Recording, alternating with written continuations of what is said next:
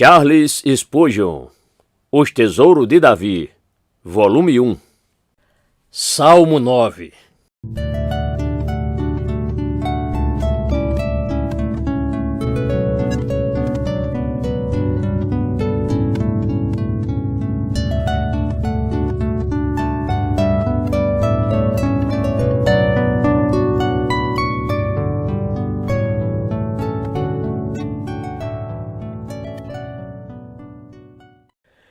Título: Salmo de Davi para o cantor-mor sobre Mutilabem. O significado desse título é muito duvidoso. Segundo Wilcox e outros estudiosos, refere-se à música com a qual o salmo era cantado, ou diz respeito a um instrumento musical hoje desconhecido, mas comum naqueles dias, ou tem referência a Bener, mencionado em 1 Crônicas 15, verso 18, como um dos cantores levitas. Se uma dessas conjecturas estiver correta, o título Mutilabem não nos ensina nada, exceto que visava mostrar como Davi era cuidadoso na adoração a Deus, para que todas as coisas fossem feitas segundo a devida ordem. Pelo grande número de testemunhas cultas, concluímos que o título tinha um significado muito instrutivo, sem ser caprichosamente forçado. Significa um salmo acerca da morte do filho. No aramaico temos, concernente à morte do campeão que saiu entre os acampamentos, referindo-se a Golias de Gate, ou a outro filisteu, sobre cuja morte muitos estudiosos supõem que esse salmo tenha sido escrito anos mais tarde por Davi. Acreditando que, entre muitas suposições, esta pelo menos seja consistente com o sentido do salmo, nós a preferimos, sobretudo porque nos permite fazer referência de forma mística à vitória do Filho de Deus sobre o campeão do mal, o inimigo das almas, verso 6. Não há dúvida de que estamos diante de um hino triunfal, que ele fortaleça a fé do crente militante e estimule a coragem do santo tímido, quando ele vir o vencedor, em cuja veste e coxa está escrito o nome Rei dos Reis e Senhor dos Senhores. Ordem. Andrew A. Bonar observa: a posição dos salmos em suas relações uns com os outros é muitas vezes notável. Questiona-se se a atual sequência foi a ordem na qual Israel a recebeu, ou se um compilador posterior, talvez Esdras, tenha sido inspirado a dedicar-se a esse assunto, como também a outros pontos ligados ao cânon. Sem tentar decidir o ponto, basta observarmos que temos prova de que a ordem dos salmos é tão antiga quanto a conclusão do cânon. Neste caso, é óbvio que o Espírito Santo desejou que este livro chegasse nessa ordem atual. Fazemos essas observações para chamar atenção para o fato de que, como o Salmo 8 deu continuidade à última frase do Salmo 7, o Salmo 9 inicia com uma referência clara ao Salmo 8. Eu te louvarei, Senhor, de todo o meu coração. Contarei todas as tuas maravilhas. Em ti me alegrarei e saltarei de prazer, conforme Cantares, capítulo 1, verso 4, Apocalipse 19, verso 7. Cantarei louvores ao teu nome, ó Altíssimo, versos 1 e 2. Como se o nome, tão altamente louvado no salmo anterior, ainda estivesse soando nos ouvidos do suave cantor de Israel. No versículo 10, ele volta ao tema, celebrando a confiança daqueles que conhecem esse nome, como se a fragrância ainda estivesse impregnando o ar. Divisão. A melodia muda com tanta frequência que é difícil fazer um esboço metodicamente organizado. Fizemos o melhor que pudemos. Dos versículos 1 ao 6, temos um cântico de ação de graças exultante. Dos versículos 7 ao 12, há uma declaração ininterrupta de fé quanto ao futuro. A oração encerra a primeira divisão do Salmo nos versículos 13 e 14. A segunda parte dessa ode triunfal, embora mais curta, é paralela à primeira em suas partes, sendo um tipo de repetição dela. Observe a canção pelos julgamentos passados, versos 15 e 16, a declaração de confiança na justiça futura, versos 17 e 18, e a oração final, versos 19 e 20. Celebremos as vitórias do Redentor lendo esse salmo. Não há como não ser uma tarefa deliciosa se o Espírito Santo estiver conosco. Exposição. Verso 1. Eu te louvarei, Senhor, de todo o meu coração. Contarei todas as tuas maravilhas. Com santa resolução, o poeta começa o hino. Eu te louvarei, Senhor. Por vezes é necessária toda a nossa determinação para enfrentarmos o inimigo e bendizermos o Senhor na cara dos inimigos, prometendo que, independentemente de quem fique em silêncio, nós bendiremos o seu nome. Este texto, porém, vê que a destruição do inimigo é completa e que a canção flui com santa plenitude de delícia. É nosso dever louvar o Senhor. Façamo-lo como um privilégio. Observe que o louvor de Davi é dado inteiramente ao Senhor. O louvor deve ser oferecido somente a Deus. Podemos ser gratos pelo agente intermediário, mas o nosso agradecimento tem de ter grandes asas para subir aos altos céus. De todo o meu coração. Meio coração não é coração. Contarei. Há verdadeiro louvor em contar às pessoas sobre os procedimentos de nosso Pai Divino para conosco. Este é um dos temas sobre os quais os tementes a Deus devem falar entre si.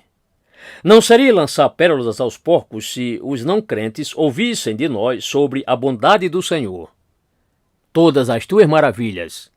A gratidão por uma misericórdia recente refresca a memória acerca de milhares de outras.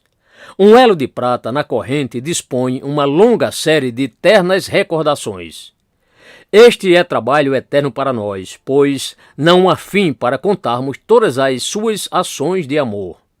Se considerarmos a nossa própria pecaminosidade e insignificância, perceberemos que todo o trabalho de preservação, perdão, conversão, libertação, santificação, etc., que o Senhor fez por nós ou em nós, é uma obra maravilhosa. Até no céu, a bondade divina será indubitavelmente tema tanto de surpresa quanto de êxtase. Verso 2. Em ti me alegrarei e saltarei de prazer. Cantarei louvores ao teu nome, ó Altíssimo. Comentando o verso 2. Em ti me alegrarei e saltarei de prazer. Alegria e salto de prazer são o espírito apropriado para louvarmos a bondade do Senhor. Os pássaros exaltam o Criador em nota de alegria extrema. Os rebanhos mugem em seus louvores com tumulto de felicidade e os peixes saltam em adoração com excesso de prazer. Moloque pode ser adorado com gritos agudos de dor e Jagannatha pode ser honrado por meio de gemidos lânguidos e gritos desumanos. Mas aquele cujo nome é amor é mais bem satisfeito com o júbilo santo e a alegria santificada do seu povo. A alegria diária é um ornamento para o caráter cristão.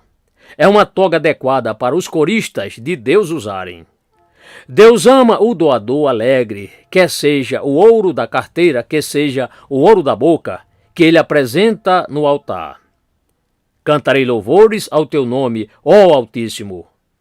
Canções são expressões apropriadas de gratidão interior.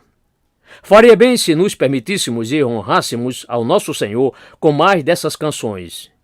B.P. Power disse muito bem: os marinheiros dão um grito de alegria quando levantam âncora. O lavrador assobia uma canção pela manhã enquanto dirige os animais. A mulher que trabalha na retirada do leite das vacas canta canções rústicas enquanto cumpre as tarefas matutinas. Quando os soldados deixam os amigos para trás, eles não marcham entoando a melodia da marcha dos mortos. Em Saul, mas segundo as notas rápidas de uma cantiga espirituosa. Um espírito de louvor faria por nós tudo o que essas canções e músicas fazem para eles. Se ao menos determinássemos louvar o Senhor, sobrepujaríamos muitas dificuldades às quais o nosso espírito oprimido jamais teria vencido. E faríamos o dobro do trabalho que pode ser feito quando o coração não está enfraquecido em seus batimentos e a alma não está esmagada e reprimida. Nos tempos antigos, o espírito mau que estava em Saul lhe rendeu a influência da harpa do filho de Jessé. Da mesma forma, o espírito de melancolia levanta voo de nós, assim que entoamos louvores de alegria. Verso 3. Porquanto os meus inimigos retrocederam e caíram e pereceram diante da tua face. A presença de Deus é eternamente suficiente para operar a derrota de nossos inimigos mais furiosos. A sua ruína é tão completa quando o Senhor os tomar nas mãos, que nem a fuga pode salvá-los. Caem para não se levantarem mais quando ele os perseguir. Temos de ser cuidadosos, como Davi, para dar toda a glória àquele cuja presença dá a vitória. Se temos aqui as exultações de nosso capitão vencedor, façamos dos triunfos do Redentor os triunfos dos redimidos e nos alegremos com ela na derrota total de todos os inimigos. Verso 4. Pois tu tens sustentado o meu direito e a minha causa. Tu te assentaste no tribunal, julgando justamente. Um dos nossos nobres tem por lema, eu o sustentarei. Mas os cristãos têm um lema melhor e mais humilde, tu tens sustentado. Deus e o meu direito estão unidos pela minha fé. Enquanto Deus viver, o meu direito jamais me será tirado. Se procurarmos sustentar a causa e honra de nosso Senhor, seremos repreendidos e mal interpretados. Mas é grande consolo lembrar que aquele que está sentado no trono conhece o nosso coração e não nos entregará ao julgamento ignorante e mesquinho de homens falhos. Verso 5. Repreendeste as nações, destruíste os ímpios, apagaste o seu nome para sempre e eternamente. Deus repreende antes de destruir, mas quando se põe a golpear os ímpios, ele não cessa até que os tenha feito em pedaços tão pequenos que o próprio nome dessa gente é esquecido para sempre, e como um coto de vela fétido, a sua recordação é apagada para todo sempre. Note a frequência com que a palavra tu, pronome oculto, ocorre neste e no versículo anterior, para evidenciar que a melodia de gratidão sobe diretamente ao Senhor, como a fumaça do altar, quando não há vento. A minha alma envia aos céus toda a música de todas as suas faculdades, aquele que foi e é a sua libertação segura. Verso 6. Ó inimigo, consumaram-se as assolações, tu arrasaste as cidades, e a sua memória pereceu com elas. O salmista exulta sobre o inimigo caído. Ele se inclina, por assim dizer, em direção ao corpo caído e insulta as forças nas quais ele outrora se vangloriava. Ele arranca a canção da boca do fanfarrão e a canta para ele em zombaria. Depois dessa apresentação, o nosso Redentor glorioso pergunta da morte, onde está o teu aguilhão? E do inferno, onde está a tua vitória? 1 Coríntios 15, 55. O destruidor foi destruído, e aquele que fez cativos é levado em cativeiro. Que as filhas de Jerusalém saiam ao encontro do rei e o louvem com adufes e harpas. Verso 7. Mas o Senhor está sentado perpetuamente, já preparou o seu tribunal para julgar. Sob a luz do passado, o futuro não é duvidoso. Considerando que o mesmo Deus Todo-Poderoso ocupa o trono de poder, podemos com confiança e sem hesitação exultar em nossa segurança por todo o tempo futuro. A existência duradoura e o domínio imutável de nosso Senhor são os firmes fundamentos de nossa alegria. O inimigo e as suas destruições acabarão para sempre, mas Deus e o seu trono permanecerão perpetuamente. A eternidade da soberania divina produz consolo infalível. Não devemos entender que o tribunal, estando preparado, signifique a velocidade da justiça divina. No tribunal celestial, os litigantes não se desgastam com demoras longas. O semestre dura o ano todo no Supremo Tribunal Celestial. Milhares podem comparecer ao mesmo tempo diante do trono do juiz de toda a terra, mas nem o demandante nem o acusado terá de reclamar, por não estar preparado para apresentar defesa em uma audiência justa. Verso 8. Ele mesmo julgará o mundo com justiça, julgará os povos com retidão. Seja qual for a decisão dos tribunais terrenos, o Supremo Tribunal Celestial ministra julgamento com retidão. Parcialidade e acepção de pessoas são coisas desconhecidas nos procedimentos do Santo de Israel. O prospecto de comparecermos diante do tribunal imparcial do grande rei deve agir como um freio em nós quando formos tentados a pecar, e como consolação quando formos caluniados ou afligidos. Verso 9. O Senhor será também um alto refúgio para o oprimido, um alto refúgio em tempos de angústia. Aquele que não mostra clemência aos ímpios no dia do julgamento é a defesa e refúgio dos santos em tempos de angústia. Há muitas formas de opressão que vêm tanto do homem quanto de Satanás. Para todas essas formas, o Senhor nos oferece um refúgio. Nos dias da lei, havia cidade de refúgio. Nos dias do Evangelho, Deus é a nossa cidade de refúgio. Os navios, quando fustigados pela tempestade, rumam para o porto. Semelhantemente, os oprimidos vão correndo para debaixo das asas de um Deus justo e gracioso. Ele é uma torre alta, tão inconquistável, que as hostes do inferno não conseguem arrastá-la pela tempestade. E das suas grandiosas alturas, a fé olha para baixo, vendo os inimigos com desprezo. Verso 10.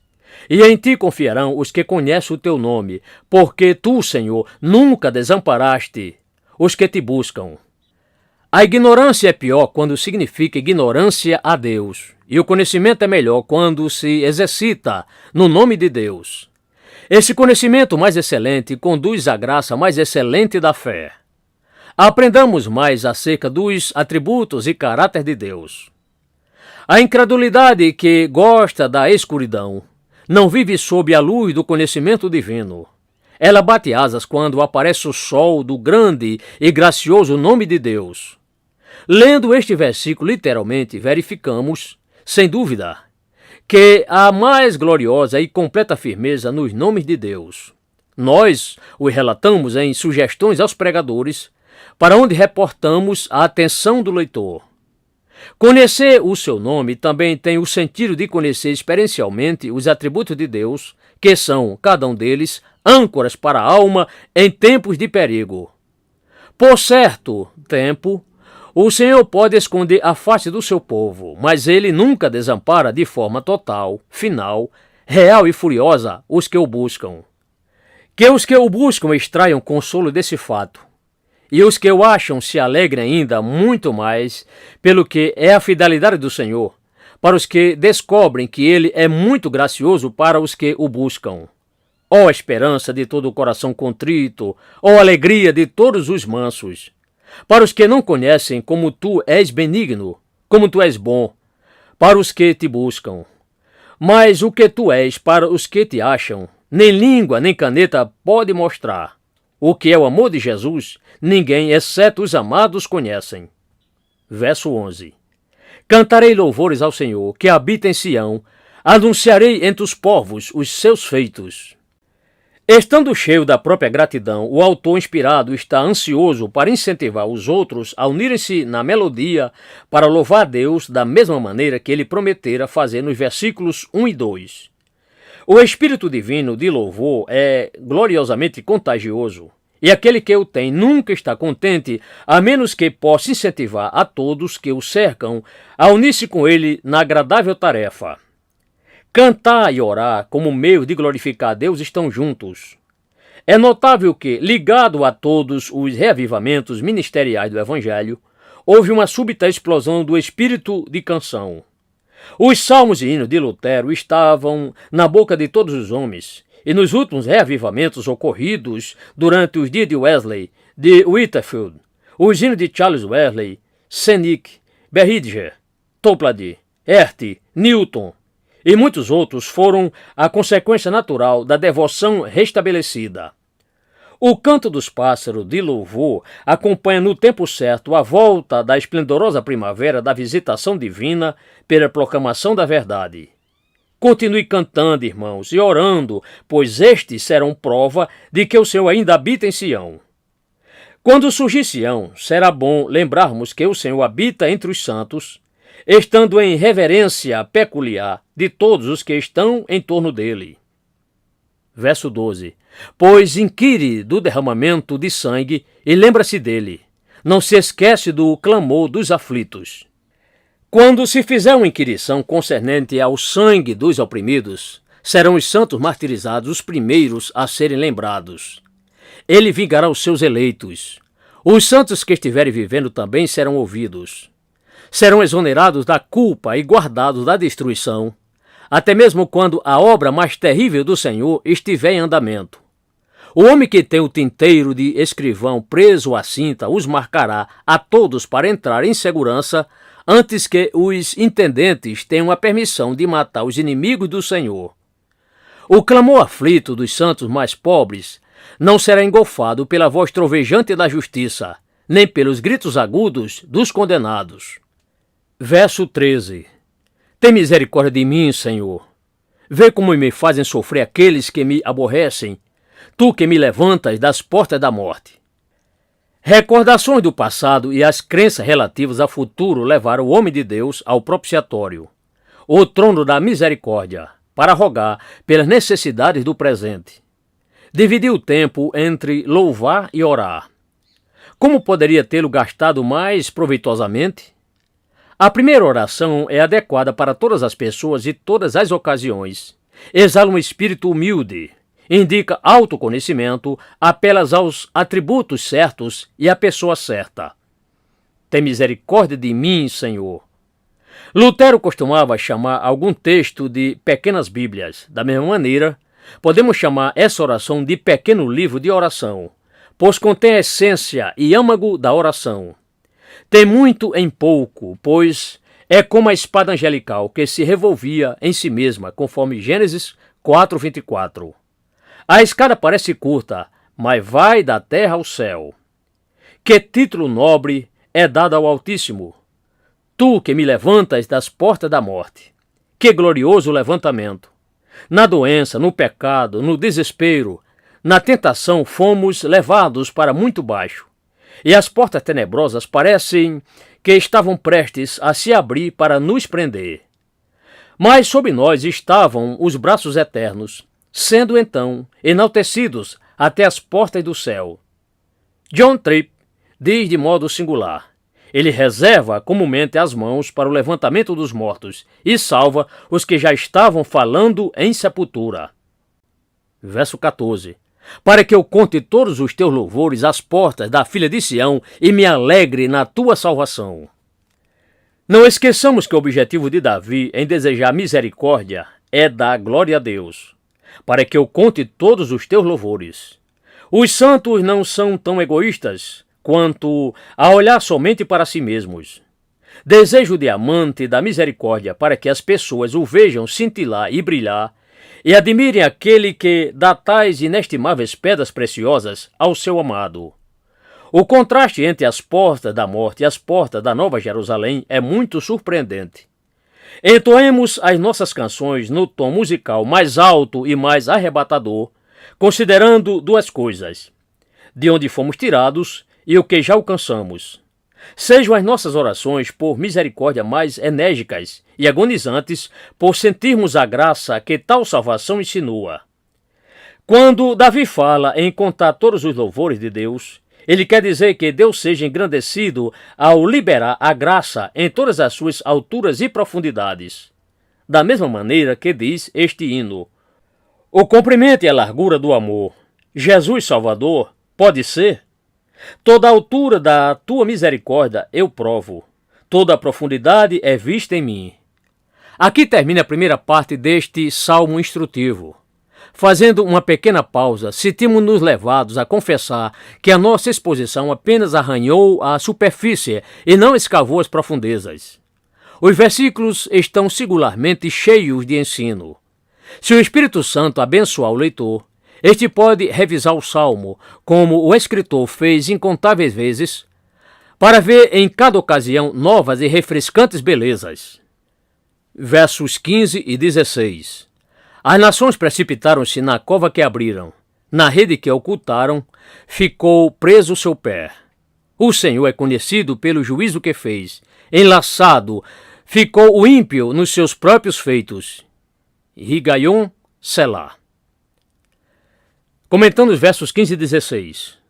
Considerando este quadro terrível dos julgamentos impressionantes do Senhor feitos em seus inimigos, duas palavras são traduzidas, nos chamam a ponderar e meditar nessa verdade com profunda seriedade, Higaion e Selá, que significam medite e pause, considere e afine o instrumento.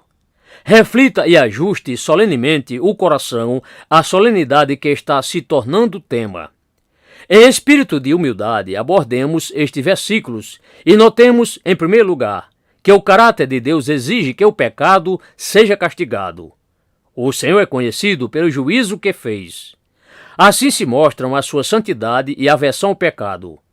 O regente que fez que não viu o mal, logo seria conhecido por todos os súditos como mal. Aquele que, por outro lado, é rigorosamente justo no julgamento, revela a sua natureza. Enquanto nosso Deus for Deus, ele não poupa e não pode poupar o culpado, exceto pelo modo glorioso no qual ele é justo e justificador daquele que tem fé em Jesus. Romanos 3, verso 26. Em segundo lugar, temos de notar que a maneira do julgamento é singularmente sábia e incontestavelmente justa. Ele faz os ímpios serem os seus próprios executores. As nações precipitaram-se na cova que abriram. Na rede que ocultaram ficou preso o seu pé. Enlaçado ficou o ímpio nos seus próprios feitos. Como caçadores espertos preparam armadilhas para os tementes a Deus, mas são eles mesmos que caem nelas. O pé da vítima escapou das armadilhas astuciosas, mas uns instrumentos preparados os cercaram. A armadilha cruel foi arduamente fabricada, comprovando a sua eficácia ao enganar o próprio fabricante. Os perseguidores e opressores são arruinados muitas vezes pelos seus próprios projetos maldosos. Os bêbados se matam, os esbanjadores se empobrecem. Os briguentos são envolvidos em custos ruinosos. Os depravados são devorados por doenças cruéis. Os invejosos comem o próprio coração. Os blasfemadores amaldiçoam a própria alma. Assim, os homens leem o próprio pecado no castigo que recebem. Semearam a semente do pecado, colhe o fruto maduro da condenação, naturalmente. Verso 17. Os ímpios serão lançados no inferno e todas as nações que se esquecem de Deus. A justiça que puniu os ímpios e preservou os justos permanece a mesma. Nos dias futuros, a punição será dada em doses exatas. Como é solene o versículo 17, sobretudo na advertência aos que se esquecem de Deus. Os moralistas que não são tementes a Deus, os honestos que não são reverentes, os benevolentes que não são crentes, os amáveis que não são convertidos, terão sua porção com os declaradamente ímpios no inferno, que está preparado para o diabo e os seus anjos. Há nações inteiras de tais indivíduos. Os que se esquecem de Deus são muito mais numerosos do que os profanos ou os libertinos. De acordo com a expressão muito forte no original hebraico, o mais baixo inferno será o lugar no qual todos eles serão lançados de ponta cabeça. O esquecimento parece um pecado pequeno, mas provoca a ira eterna contra o homem que vive e morre no esquecimento. Verso 18. Porque o necessitado não será esquecido para sempre, nem a expectação dos pobres se malogrará perpetuamente. A misericórdia está tão pronta para entrar em ação quanto sempre está a justiça. As almas necessitadas temem ser esquecidas, sendo assim, que elas se alegrem, porque o necessitado não será esquecido para sempre. Satanás fala aos que temem que a sua esperança perecerá, mas eles têm a garantia divina de que nem a expectação dos pobres se malogrará perpetuamente. O povo do Senhor é um povo humilhado, afligido, exaurido, necessitado, impulsionado a uma frequência diária com Deus, diariamente implorando a Ele e vivendo na esperança do que é prometido. Tais pessoas podem ter de esperar, mas descobrirão que não esperam em vão. Verso 19. Levanta-te, Senhor, não prevaleça o homem, sejam julgadas as nações perante a tua face. As orações são as armas de guerra do crente. Quando a batalha está muito dura para nós, apelamos para o nosso grande aliado que, por assim dizer, põe-se em emboscada até que a fé dê o sinal clamando: levanta-te, Senhor! Ainda que a nossa causa esteja perdida, logo será ganha se o Todo-Poderoso se mover. Ele não permitirá que os homens prevaleçam sobre Deus, mas com julgamentos rápidos lhes confundirá o renome. Na própria presença de Deus, os ímpios serão castigados. Aquele que hoje é só ternura não terá a menor compaixão deles, visto que não derramaram nenhuma lágrima de arrependimento enquanto durava o dia da graça. Verso 20.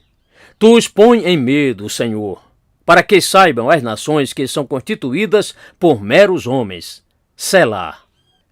Alguém pensaria que os homens não ficariam tão fúteis a ponto de negar que não passam de homens. Mas é uma lição que só o professor divino pode ensinar aos orgulhosos de espírito. Coroas deixam os que a usam como meros homens.